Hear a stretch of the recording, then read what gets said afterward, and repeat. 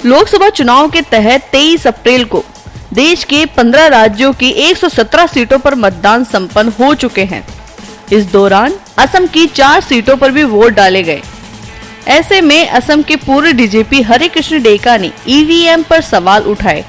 उन्होंने दावा किया है कि मैंने वोट किसी और प्रत्याशी को दिया था, लेकिन पर्ची किसी और प्रत्याशी के नाम से निकली।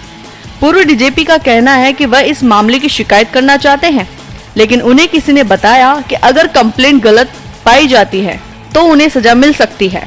असम के पूर्व डीजीपी हरिकृष्ण डेका ने 23 अप्रैल को लचित नगर एलपी स्कूल के पोलिंग बूथ से मतदान किया। उन्होंने कहा कि जब मैंने वोट डाला तो वीवीपैट पर किसी और प्रत्याशी का नाम दिखाई दिया।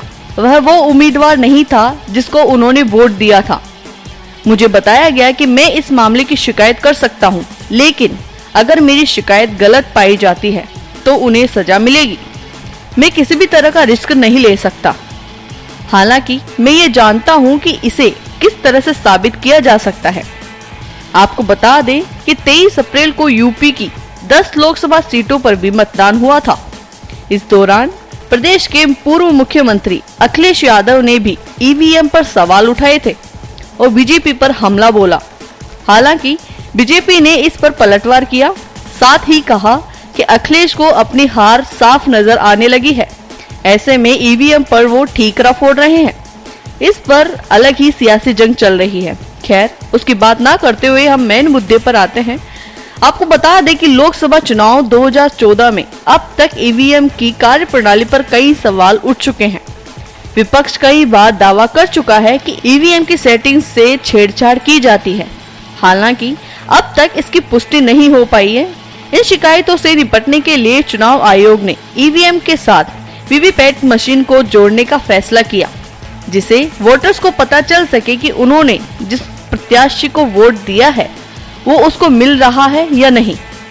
चुनाव आयोग के एक अधिकारी ने बताया कि वीवीपैट यानी voter verifiable paper audit trail machine को ईवीएम मशीन के साथ जोड़ दिया जाता है। जब कोई मतदाता अपने पसंदीदा प्रत्याशी के नाम के आगे ईवीएम मशीन पर बटन दबाता है तो वीवीपैट मशीन से एक पर्ची निकलती है। इस पर्ची पर मतदाता द्वारा दिए गए वोट से संबंधित प्रत्याशी का नाम, चुनाव चिन्ह, पार्टी का नाम अंकित होता है, जो कि मतदाता को बताता है कि उसका वोट किसे गया है। इस पर्ची और मतदाता के बीच एक स्क्रीन होती है जिसके जरिए सिर्फ 7 सेकंड तक पर्ची को देखा जा सकता है। उसके बाद यह पर्ची सील बंद बॉक्स में गिर जाती है, लेकिन मतदाता को यह पर्ची नहीं दी जाती। मतगणना के दौरान किसी भी तरह का कोई विवाद या मांग उठती है तो उस हिसाब से वीवीपैट पर्चियों और ईवीएम से पड़े वोटों का मिलान किया जाता है, जिससे पता चलता है कि किस तरह की छेड़खानी इन मशीनों से की गई है।